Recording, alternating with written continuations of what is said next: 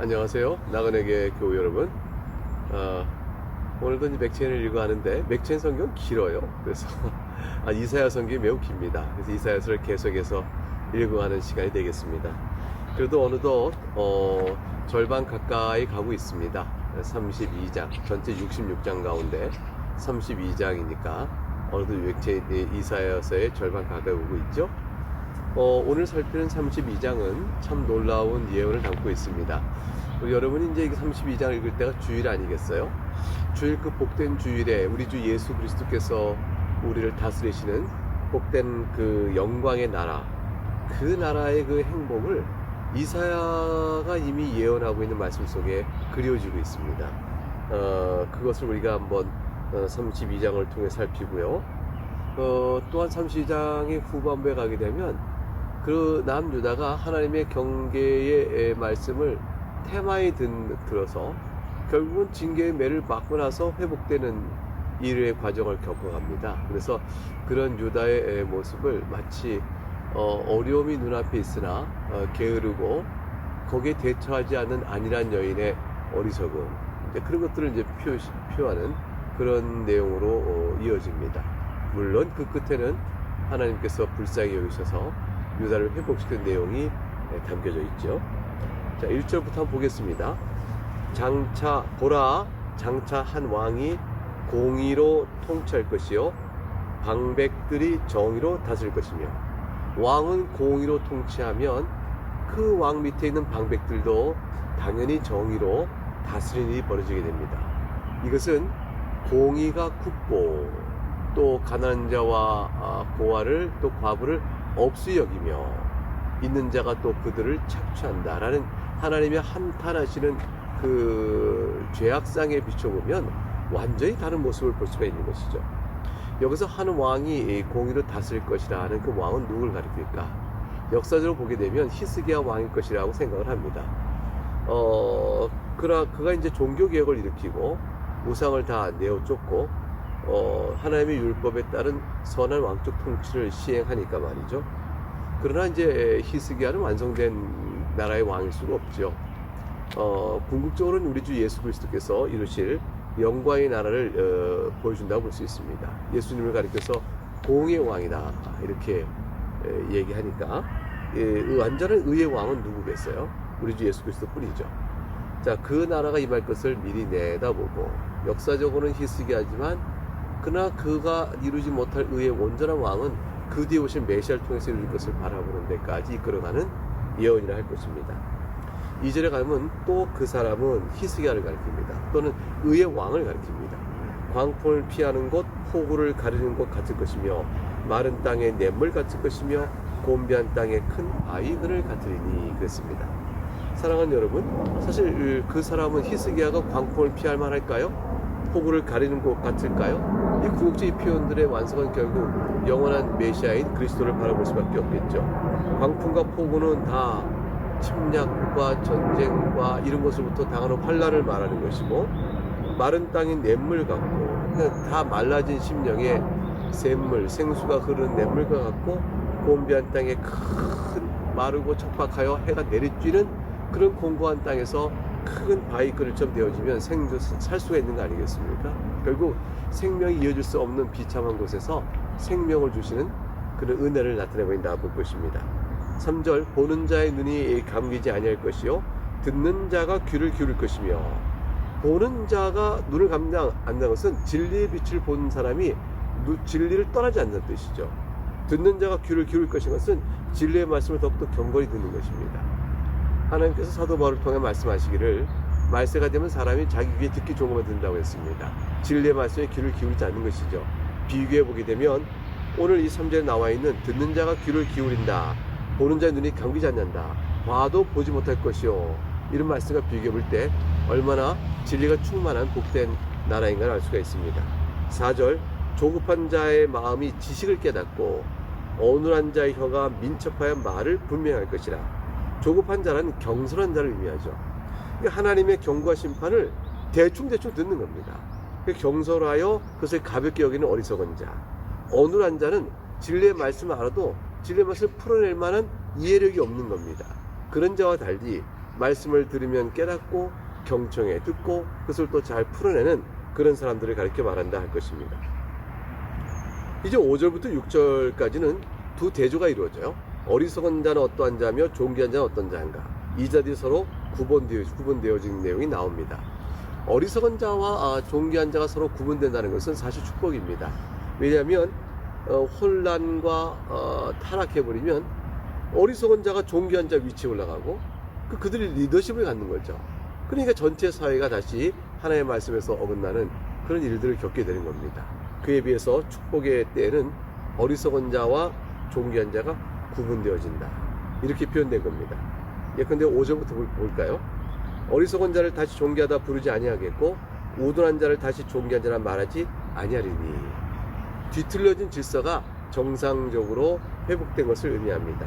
6절 이는 어리석은 자는 어리석은 것을 말하며 그 마음에 불의를 품어 간사를 행하며 패역한 말로 여호와를 거스리며 줄인 자의 속을 비게 하며 목마른 자에게서 마실 것을 없어지게 함이며.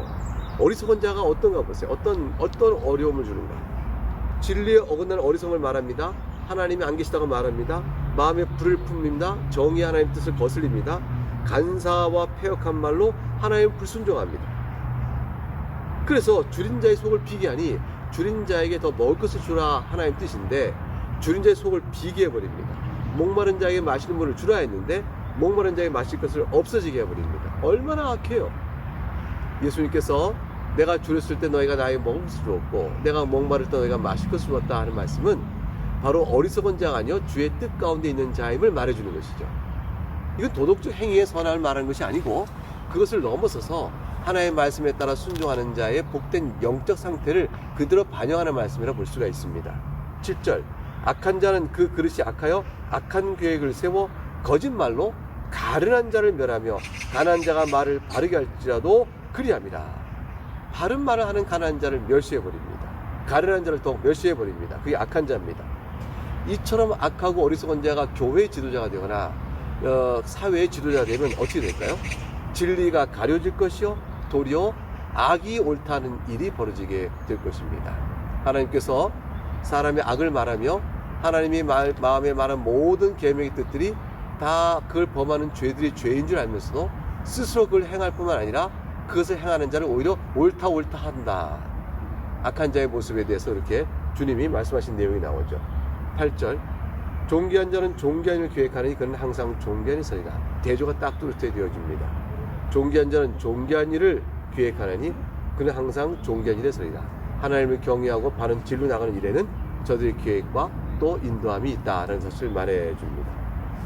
몇 가지 말씀을 통해서 우리가 8절을 봤는데 9절부터 14절까지의 말씀은 아까 말씀대로 하나님의 경고의 말씀에 대해서 그들이 올바르게 귀를 기울여 돌아보지 아니한 채 안일한 여인의 태도로 있는 그런 상태를 빗대어서 징계를 경고하신 말씀이 나옵니다. 9절을 보겠습니다. 너희 안일한 여인들아 일어나 내 목소리를 들을지어다. 너희 염려 없는 딸들아 내 말에 귀를 기울일지어다. 안일합니다. 염려가 없습니다. 그래서 하나님의 목소리를 듣지 않고 하나님의 말씀에 귀를 기울이지 않습니다. 그렇다면 뭐가 똑같을까요? 이방인과 하나도 다를 바가 없는 것이죠. 교회에 출석하며 하나님의 백성이여 그리스도 안에서 구원을 말한다 하면서도 하나님의 말씀의 교훈과 경계의 말에 전혀 귀를 기울이지 아니하면 그런 자가 어떻게 되겠어요? 하나님께서 그들에게 징계를 경고하시죠. 징계의 경고를 귀담아 듣지 아니하면 결국 그들은 몹시 큰 징계를 받게 되는 것입니다. 10절에 그런 안일한 여인들 같은 남유다에게 미쳐지는 경계의 상태가 또 하나님 징계 상태가 어떤 것인지 설명을 보겠습니다. 10절 너희 염려 없는 자들아 1년 남짓 지나면 너희가 당화하리니 포도 수확이 없으며 열매 거두는 일이 이르지 않을 것임이라. 안일하게 아무런 염려도 없이 그냥 태만히 있다가 1년 남짓 지나게 되면 수확을 거둘 때 아무 수확도 못 걷고 하나님께서 징계니까 그걸 열매를 맺지 못하게 하신 때가 당하는 것이죠. 환난의 때가 닥쳐오게 되는 것입니다. 또 구체적으로 환난의 때가 임하는 것에 대한 것을 외국 이방 군대를 동원해 징계하실 때라면 결국 아수르의 왕 사네립이 침략하는 때가 오는데 그것도 경고의 말씀대로 1년 내에 이 일이 있게 되어집니다. 그러니까 경고의 말씀대로 저들이 하나님 앞에 돌아와 회개치 아니하면 곧 빠른 시간 내에 하나님의 징계의 매를 맞을 것이요, 또 농사의 1년간의 수고한 수확도 얻지 못한 일이 거두게 될 것이야. 11절, 너희 안일한 여자들아 떨지어다. 너희 염려 없는 자들아 당황할지어다. 옷을 벗어 몸을 드러내고 배로 허리를 동일지어다. 옷을 벗어서 몸을 드러낸다는 것은 고통을 당하고 있는 슬픔의 표시입니다. 전쟁을 당할 때 전쟁 시에 여인들이 당할 환난들 예상이 되잖아요. 그런 환난들이 있고, 또한 실제로 먹을 것을 수확할 때 수확의 열매가 없으니 고통스러워 슬퍼하는 모습을 그대로 말씀합니다. 이런 일들이 예언의 경고를 주고 있으니 너희는 지금 떨고 염려 없는 자처럼 행하지 말며 빨리 돌이키라, 이렇게 말씀하시는 것이죠. 12절, 그들은 좋은 밭으로 인하여 열매 많은 포도나무로 인하여 가슴을 치게 될 것이라. 밭이 좋아서 수확이 많을 줄 알았는데, 포도나무의 열매가 많을 줄 알았는데 결실의 계절이 왔으나 아무것도 거두지 못해서 애통하며 가슴을 치는 모습을 예언하고 있습니다. 어떤 상황이 될까요? 13절, 내 백성의 땅에 가시와 찔레가 나며 희락의 성읍 기뻐하는 모든 집에 가시와 찔레가 날 것이라. 에덴 동산 쫓겨날 때 가시와 찔레로 우리의 저주받은 땅의 모습을 표현하셨습니다. 바로 그 일들이 하나님의 백성들이 살던 그 가나안 땅, 젖과 꿀이 흐르는 땅에 있게 될 것이라고 말씀하는 것이죠. 14절, 대저 궁전은 폐한 바 되고 사람들이 많이 살던 인구 많은 성읍은 적막하며 오벨과 망대가 영원히 구렬이 되며, 오벨은 것은 언덕을 말합니다. 구릉지 언덕인데 그 언덕 위에 성을 쌓잖아요. 그게 성벽을 쌓고 멀리 오는 적군이 오는 거 보고 방어 진지를 세우는데, 그러니까 망대하고 연결되는 것이죠. 언덕 위에 세운 성벽과 망대가 다 무너져 버려서 구렬이 된다. 동굴이 되어버립니다. 구멍이 펑펑펑 나는 것이죠. 방어 진지의 구실을 못하게 되는 것이죠. 들나귀가 즐기던 곳과 양떼의 초장이 되고 말 것이라. 폐허가 된 모습입니다. 이렇게 남유다가 하나님의 경계의 말씀을 태만히 듣고 아니라면 이런 일이 벌어질 것이라고 하나님께서 이것조차도 경고의 말씀을 주십니다. 15절부터 20절에는 그렇지만 늘 그렇듯이 하나님의 징계 경고의 말씀은 돌이키는 자에게 회복을 주시는 은혜가 있다는 사실을 반드시 이렇게 함께 더불어 말씀해 주십니다. 15절, 마침내 그러나 위에서부터 내리는 영이 있어서 우리를 부어주리니 광야가 아름다운 밭이 되며 아름다운 밭을 숲으로 여기게 되리라. 위에서부터 내리는 영, 이것은 바로 요엘서 2장 28절 29절을 연상케 하는 것이죠. 그 후에 내가 내 영을 만민에게 부어주리니 너희 자녀들이 장래를 말할 것이며 너희 늙은이는 꿈을 꾸며 너희 젊은이는 이상을 볼 것이며 그때 내가 또 내 영을 남종과 여종에게 부어줄 것이며. 여러분 이 말씀 많이 들었죠? 이거는 사도행전 2장에 나오는 거예요. 베드로 사도께서 오순절날 성령이 임하는 놀라운 역사가 벌어졌을 때 그 방언을 막 하게 되어집니다. 그거를 바로 보고 사람들이 술에 취했냐? 그러자 베드로 사도가 요엘서 2장 이 말씀을 말하면서 이것이 이루어진 것이라 했습니다. 바로 영을 부어주어 죽은 자를 살리시는 하나님의 은혜의 역사가 있을 것임을 말씀하는데, 이것이 이사야 바로 오늘 읽은 본문 15절에도 그대로 연결되고 있는 것입니다. 위에서부터 영을 부어주실 것이라. 그럼 어떤 일이 벌어질까요? 광야가 아름다운 밭으로, 아름다운 밭을 숲으로 여기게 된 일이 벌어집니다. 메마른 땅, 냇물이 사라져버리는 그 땅에 숲이 쫙 아름다운 밭이 이루어지고 숲이 이루어지는 그런 놀라운 변화가 있게 될 것입니다. 메마른 심령 속에 성령의 열매가 풍성히 임할 것임을 말씀해 주고 있는 것이죠. 이런 은혜가 임하게 되면 20절까지 우리가 잘 익숙한 말씀이 계속 축복의 아름다운 모습들이 이어집니다. 하나님께서 돌이키는 남유다에게 붙일 그 아름다운 회복의 열매들, 그런 모습들이 어떤 것일까요? 16절, 그때 정의가 광야에 거하며 공의가 아름다운 밭에 거하리니. 17절, 공의의 열매는 화평이요 공의의 결과는 영원한 평안과 안전이라.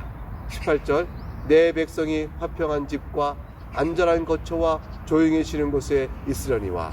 19절, 그 숲은 우박에 상하고 성읍은 파괴되리라. 20절 모든 물가에 씨를 뿌리고 소와 나귀를 그리로 모는 너희는 복이 있느니라. 얼마나 목가적인 아름다운 평온한 모습의 그림인가요? 여호와는 나의 목자시니 내게 부족함이 없다 하신 말씀 그대로 양떼는 우리에게 주시는 이 아름다운 일들이 우리가 목자가 되어 우리가 또 양을 아름답게 이끄는 모습의 그 평화로운 모습을 그려주고 있습니다. 하나님의 은혜로 풍성해진 아름다운 결실이 있는 그 나라, 이것은 영적으로 보면 성령의 충만함이 이루어지는 바로 그 날을 우리에게 보여주는 것이라 말씀할 수가 있겠습니다. 이것이 오늘 읽었던 말씀의 전부의 내용입니다. 이사야 32장에 그려지고 있는 아름다운 하나님 나라, 즉 예수 그리스도로 말미암아 왕이 되셔 다스린 그 나라의 행복이 어떤 것인가를 이렇게 잘 보여주고 있죠. 이 나라가 이미 이 땅에서 교회를 통해서 예배 가운데 우리 가운데 임하고 있고요. 우리가 낙원에 이르게 되면 보게 될 것이요, 주님이 다시 재림한 그날이 되어질 때 그날 우리가 다 완성된 그날을 누리게 될 것입니다. 사랑하는 교회 여러분, 여러분과 제가 이 나라에 초대받은 하나님의 자녀입니다. 이 기쁨을 마음에 가지시고 예수 그리스도만이 우리의 인생 중에 답인 줄 알고 힘차게 또 담대하게 감사함으로 오늘 살아가는 일들을 감당한 그런 날이 되기 바라며, 이 주일이 이 말씀을 다시 상기하면서 감사함으로 보내시는 복된 주일이 될 수 있기를 주의 이름으로 축복합니다. 감사합니다.